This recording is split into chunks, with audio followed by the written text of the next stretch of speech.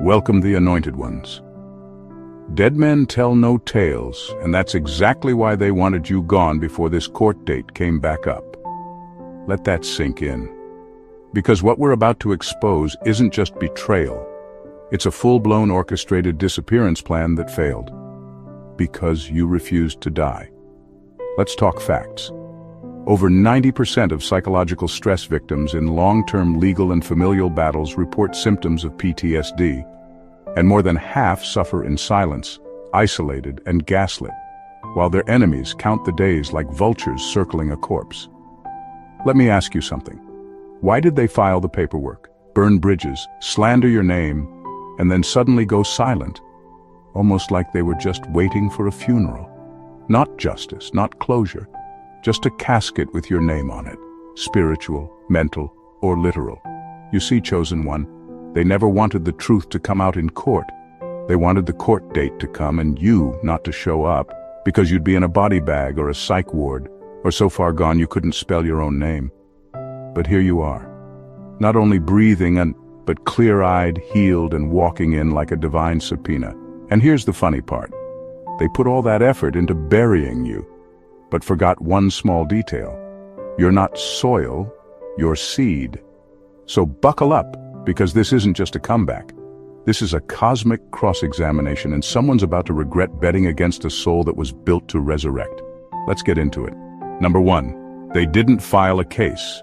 They built a coffin. They didn't just open a case against you. They dug a grave. This wasn't about solving a dispute. It was a carefully timed attack with one goal. Make sure you didn't survive long enough to defend yourself. The paperwork, the dates, the accusations, it was all structured to drain you, break you, and bury you before the court ever got to hear your side. They didn't expect a fair fight. They expected silence, a breakdown, or a death certificate. The case wasn't about justice. It was a coffin in disguise. Think about it. Why was the court date pushed so far out? Why all the delays, the weird gaps in communication, the sudden coldness from people who once claimed they cared about you? They weren't stalling for time. They were buying it. Time for the rumors to grow, for the stress to eat you alive, for your name to rot in public before you ever got the chance to speak. They hoped you'd tap out. Mentally, emotionally, even physically. This was never about who was right. It was about who would still be standing. They banked on you not making it. They weaponized your trauma, your past, your triggers. They knew what you'd been through, and they bet everything on you relapsing or folding under pressure. They thought if they hit you hard enough and then disappeared, you'd just quietly fall apart and save them the trouble of facing the truth. But here you are, still breathing, still fighting. That's what they didn't calculate. They thought you'd crumble, but instead you studied the pattern. You got wiser, stronger, clearer. And now the very date they thought would mark your end is turning into their exposure. That courtroom isn't their stage anymore. It's yours. And now the case they built like a casket is cracking under the weight of your survival. Number two, your mental collapse was part of their timeline. They planned your collapse like a schedule. This wasn't random. They expected every step of your breakdown to unfold with precision. Silence you emotionally, isolate you socially, drain you financially, and crush you mentally. They didn't just expect it. They depended on it. The court date wasn't something they feared. It was the deadline by which they assumed you'd be too broken to respond. That was the goal. Not just to win, but to make sure you wouldn't even show up. They timed everything with the hope that you'd unravel slowly but surely, that the stress would keep stacking until it felt impossible to breathe, that you'd lose your appetite, lose sleep, lose friends, lose yourself. And while you were unraveling, they played it cool. They stayed quiet, kept the paperwork moving, smiled in public, all while watching to see how long it would take for the pain to eat you alive. It wasn't about whether they had a case. They were betting on the damage. The kind of emotional sabotage that doesn't need a judge because it leaves you mentally wiped before you ever see a courtroom. They didn't want justice. They wanted you gone, out of the picture, off the map, erased from your own story. They believed that if they stayed calm and patient, your own mind would take care of the rest. That's the part that stings the most. They had more faith in your collapse than in their own lies. They thought they knew you. They thought the wounds you carried were still open. They thought you didn't have enough strength left to make it to the fight. But you messed up their math. You didn't collapse. You transformed. The pressure didn't crush you. It activated you. Now they're sitting in silence, watching you rise with clarity, strength, and a calm they didn't see coming. They were counting on a ghost.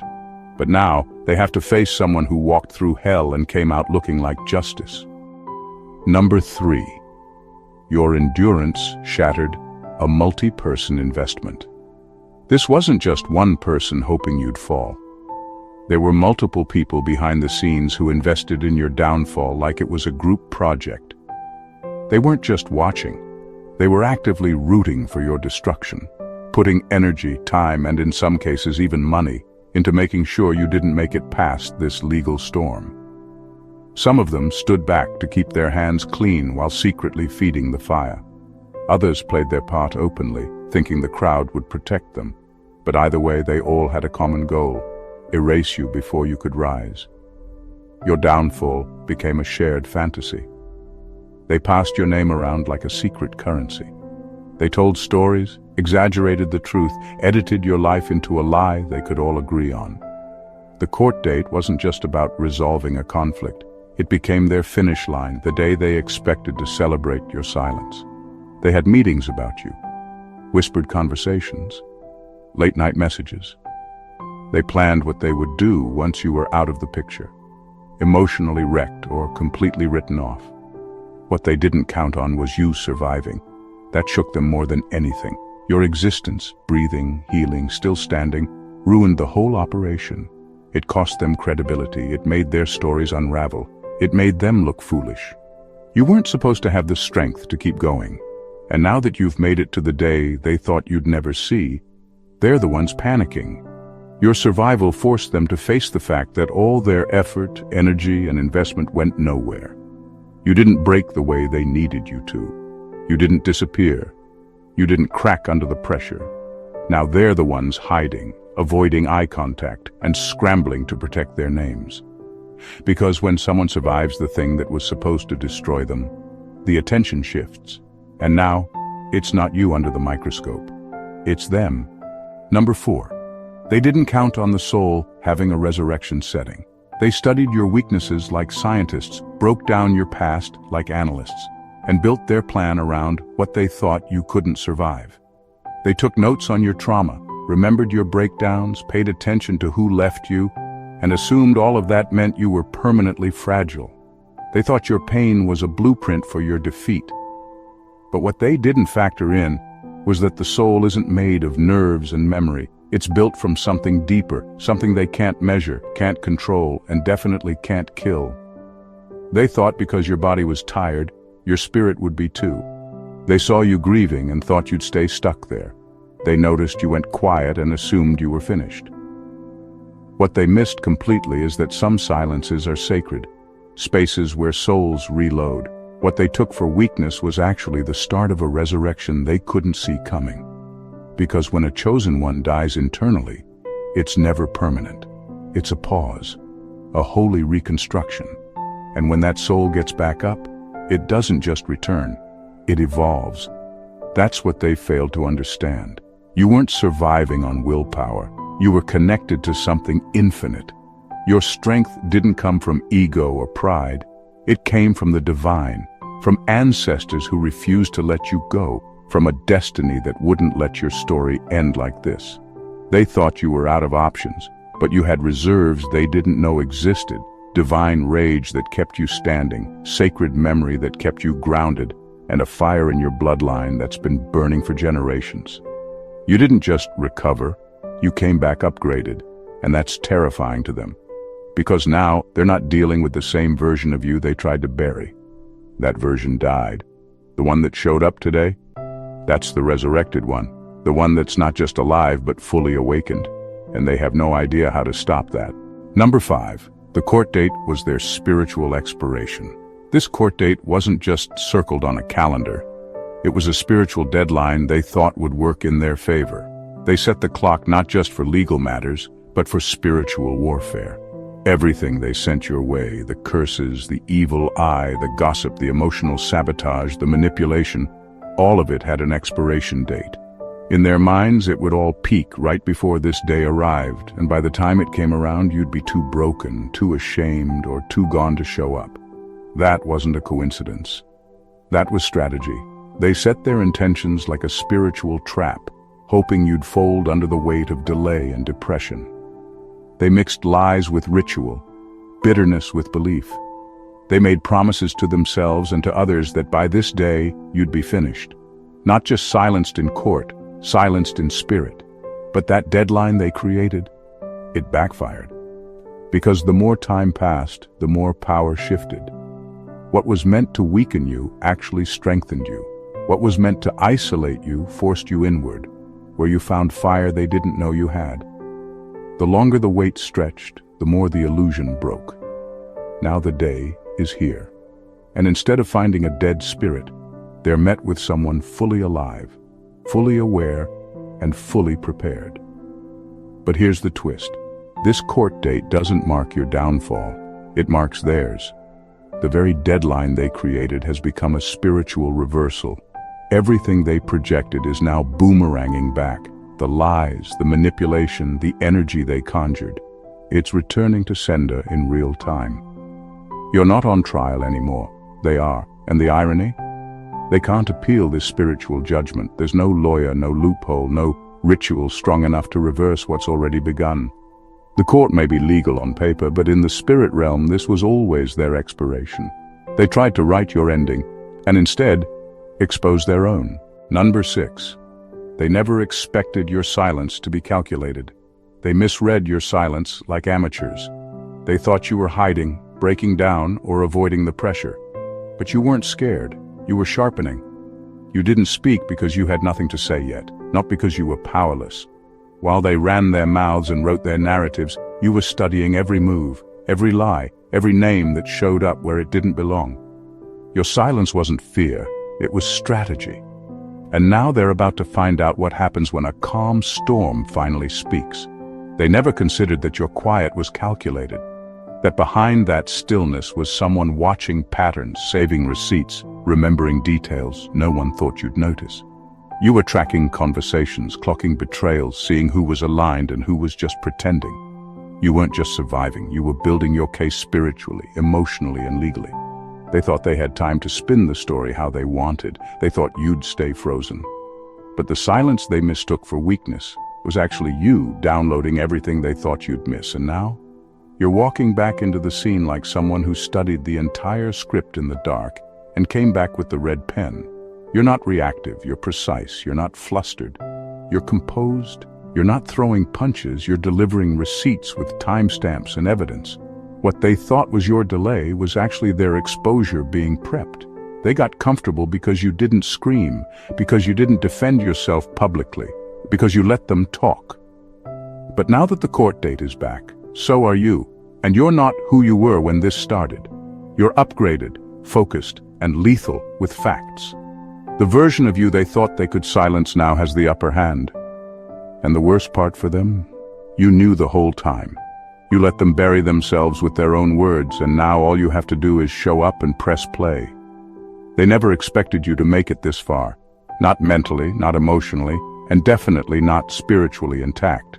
The system, the people, the machinery behind the chaos, it all relied on one thing, that you'd forget. That the trauma would leave you disoriented, that the manipulation would cloud your memory, that the gaslighting would strip you of clarity. They weren't just counting on you being gone, they were banking on you being too fractured to ever put the pieces together. But you did. And now just being alive, aware and whole is a threat to everything they built. You were supposed to be confused, numb, too scarred to recall the details. They expected you to show up either broken or not at all. They bet on psychological erosion. They figured the weight of the past would collapse you before the truth could ever surface. But here you are. Thinking clearly, remembering vividly, and speaking with a calm that cuts deeper than rage. You didn't just walk out of the fire, you walked out carrying the proof. You don't need a dramatic story. You don't need to perform. You don't even have to over-explain. Your existence is the contradiction to every lie they told. You standing here, stable, whole, and sharper than ever, is a disruption to their illusion. You are the evidence that not only did something happen, but that someone survived it without becoming what they went through. That's not just rare, that's dangerous to the narrative. This is why they're uncomfortable, why they're twitchy, because you're not telling your story in pieces. You're walking in as the full archive. You're not confused about what happened. You're not questioning your sanity, and because you didn't disappear, neither can the truth. You being here, fully present, is proof that every attempt to erase you failed. And now they're not fighting allegations, they're fighting proof in human form. Number 7. Your existence is evidence. Your survival is nothing short of a legal anomaly. A rare, almost impossible event in a system that often functions by burying inconvenient truths under layers of forgetfulness and denial. They planned for you to disappear, to lose yourself in confusion, to become a broken echo of what you once were. But you defied those odds. You're not just here. You're standing with clarity, memory, and truth intact. That alone disrupts the entire system. In many legal battles, especially those entangled with deep trauma or spiritual warfare, the weakest link is often memory. When people forget, get confused, or lose faith in their own experiences, the system leans heavily on that vulnerability to dismiss their claims. But you didn't succumb to that. Your mind is healed. Your memories are sharp. You recall every moment, every detail, every injustice with a precision that no one can undermine. This makes you a threat, not just emotionally or spiritually, but legally. You're not a vague story or a collection of emotions. You are a walking, breathing record of truth. Your existence challenges their narrative, their lies, and their attempts to rewrite history. Every time you speak, every time you stand firm, you dismantle the walls they built to protect themselves. You don't just have a story to tell. You are the evidence they hope to erase. Your presence is a silent courtroom that speaks louder than any document, testimony, or lawyer's argument. They rely on confusion, doubt, and the hope that you'll lose yourself along the way. But your clarity is a beacon in that murky system. It's a reminder that no matter how many tactics they deploy, legal maneuvering, intimidation, or spiritual attacks, you are unshakable. Your healed mind is their Achilles heel. This means your survival is more than a personal victory. It's a symbol that justice can prevail even in the most hostile environments. You represent the power of truth, memory, and resilience, standing firm against forces designed to silence and erase. In every sense, your very existence is the evidence, and it's one they cannot deny. Number 8. Their karma is stacked and waiting for a public address. This court date is not a finish line, it's ignition. What's about to unfold isn't just a legal matter, it's spiritual detonation. This isn't one person's issue. It's a chain of hidden dirt that's been swept under too many rugs for too long.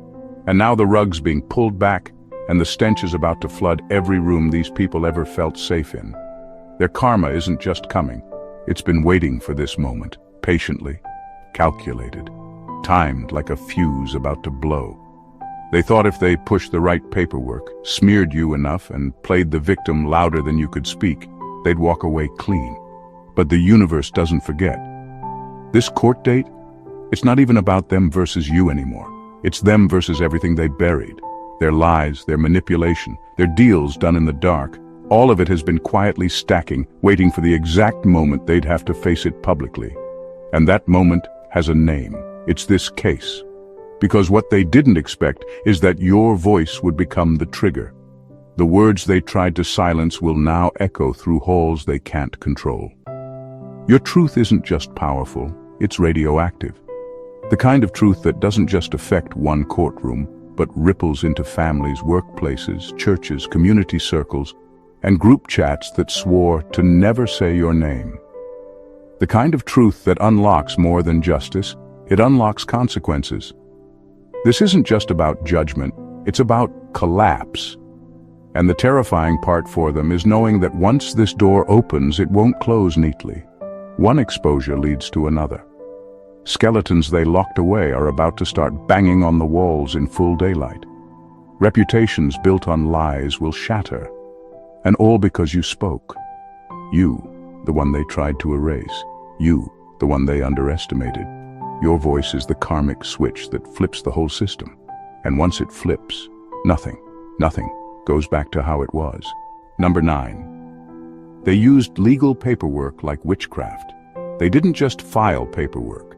They performed rituals disguised as legal motions. Every form, every clause, every deadline was a thread woven into a spell meant to trap you, confuse you, and bury you under a mountain of confusion.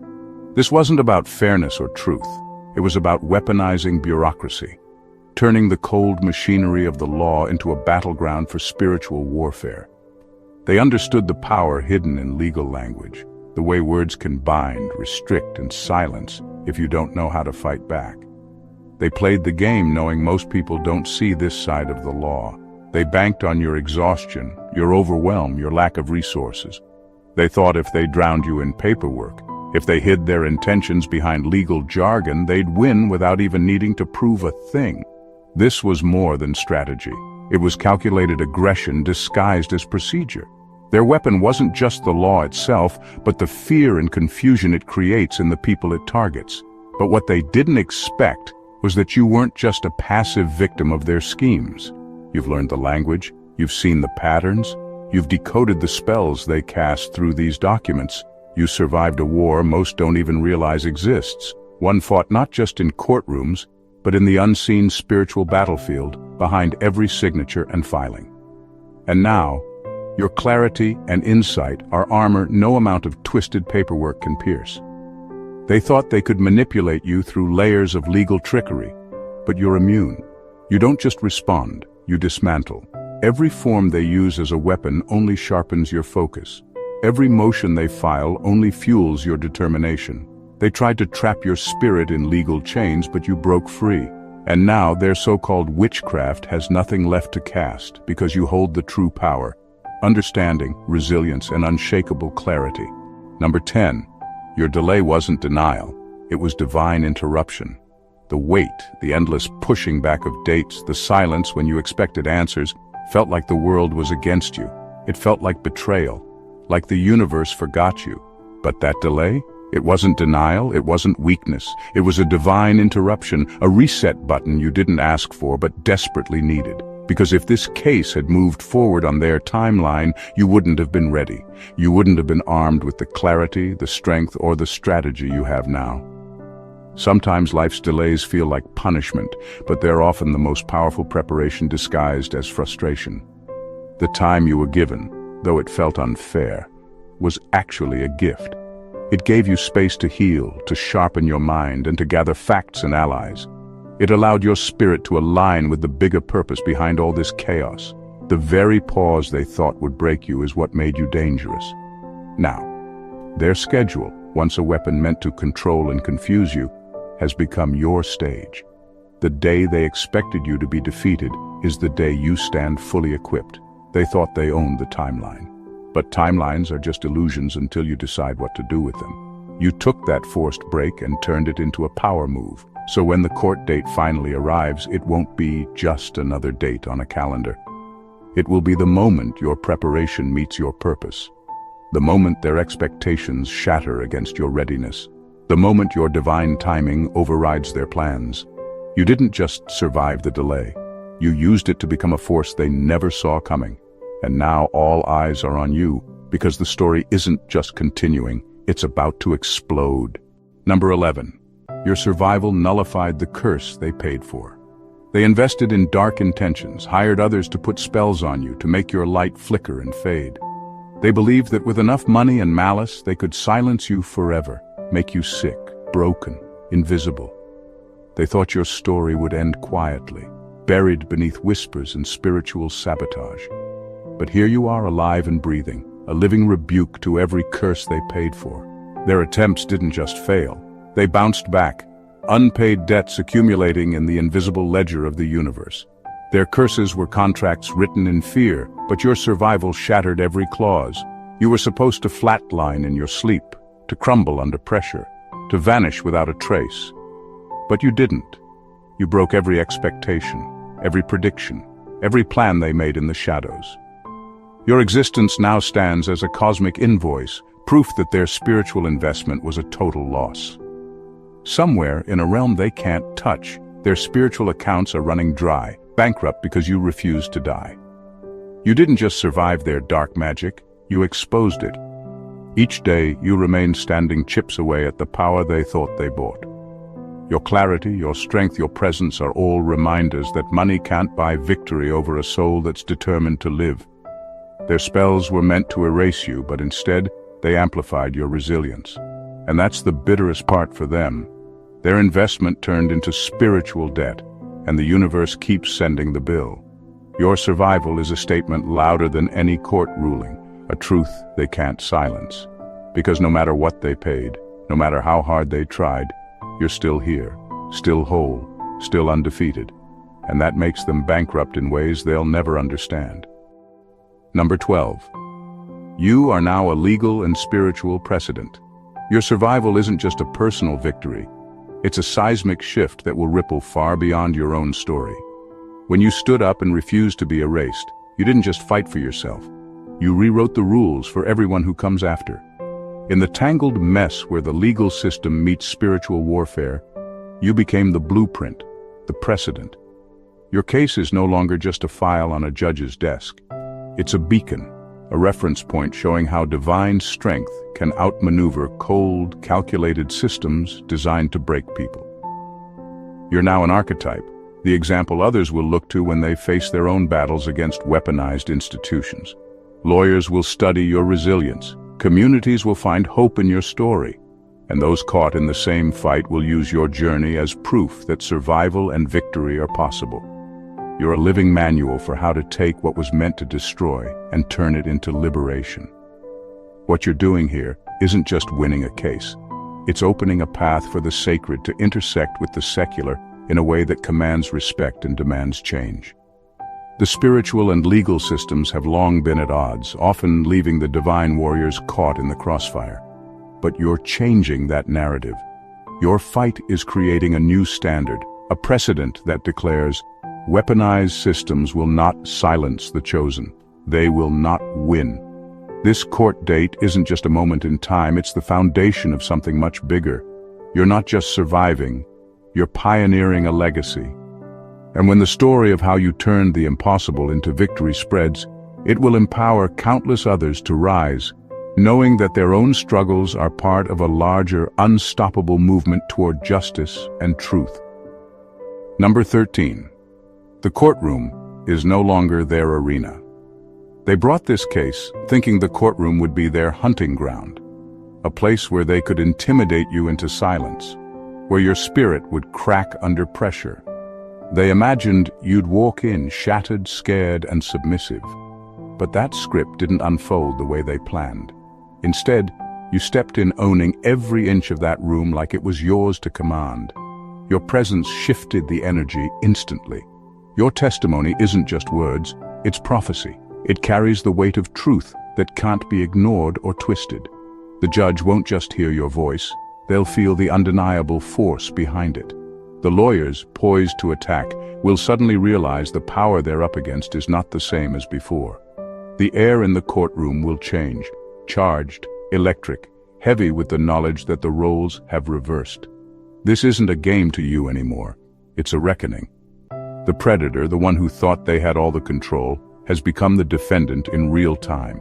They're exposed, vulnerable, and forced to face consequences they never expected to encounter in a space they once controlled. Your calm confidence dismantles their facade piece by piece. The courtroom, once their arena, is now your stage, and everyone present will know it. They will witness a transformation not just of a case, but of power itself. The hunters have been turned into the hunted, and the silence they feared is replaced by your undeniable, unstoppable voice. This is your moment, and nothing in that room can stop what's already been set in motion. Number 14. They wanted you dead because dead men can't testify. They wanted you dead because a dead person can't speak up, can't testify, can't shatter their lies. This whole setup wasn't about whether you were guilty or innocent. It was about whether you could be silenced forever. You were dangerous to them not because of anything you did, but because of everything you saw, everything you understood. Your knowledge was a threat they couldn't control, so their plan was to make sure you never got the chance to use it. But you didn't die. You didn't disappear into the shadows where they hoped you'd vanish. You escaped their reach, and more importantly, you stayed awake. You kept your mind sharp, your memory intact, and your spirit alive. That's what truly unsettles them, the fact that you are still here, breathing, thinking, and ready to speak the truth. Because when you're alive, your voice is a weapon stronger than any court document or legal maneuver. They wanted to erase you, hoping that if you were gone, the secrets you carry would vanish too. But life has other plans. Your survival means their carefully constructed web of lies is at risk of unraveling. Every day you remain alive, aware, and vocal is another day they lose control. The fact that you can testify, share your truth, and stand in the light terrifies them more than anything else. You're dangerous because knowledge is power, and they wanted to keep you powerless. But here you are, alive, unbroken, and ready to expose what they thought was safely hidden. Your existence alone is the loudest testimony. And that is what makes you the biggest threat to their narrative. They expected you to be gone, out of sight, out of mind, before this day ever arrived. They counted on fear, silence, and disappearance as the end game. But what they failed to realize is that you are not just flesh and bone.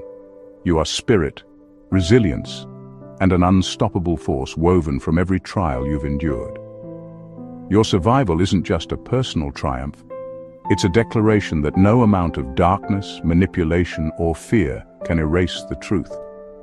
This court date isn't simply about legal battles or judgments. It's about the unveiling of power they never understood you possessed. You didn't just endure their attacks. You transformed them into fuel. Every delay, every curse, every whisper meant to break you only sharpened your resolve. You arrived not broken, but stronger, wiser, and more unshakable than ever. The very systems they used as weapons have become the stage for your greatest victory. And now, as you stand ready to speak your truth, you carry with you the weight of justice, clarity, and a spiritual authority that cannot be ignored. This moment marks more than a courtroom confrontation. It's a seismic shift. It signals to anyone who's been silenced, underestimated, or dismissed that survival is a beginning, not an end. Your presence here rewrites the narrative on what it means to be truly victorious. It shows that those who try to bury truth underestimate the power of a soul that refuses to die. You are the living proof that light breaks through even the darkest of nights. So when that gavel falls, it won't just seal a legal outcome, it will echo a profound truth. The chosen one isn't just surviving. They are rising, speaking, and transforming the very system that tried to crush them. This court date is your reckoning, your moment, and your legacy. And remember, what they thought would be your end is really only the beginning of a power they never saw coming. If this message resonated with you, and you want to stay connected to powerful stories like this, make sure to hit that subscribe button. Don't forget to like the video.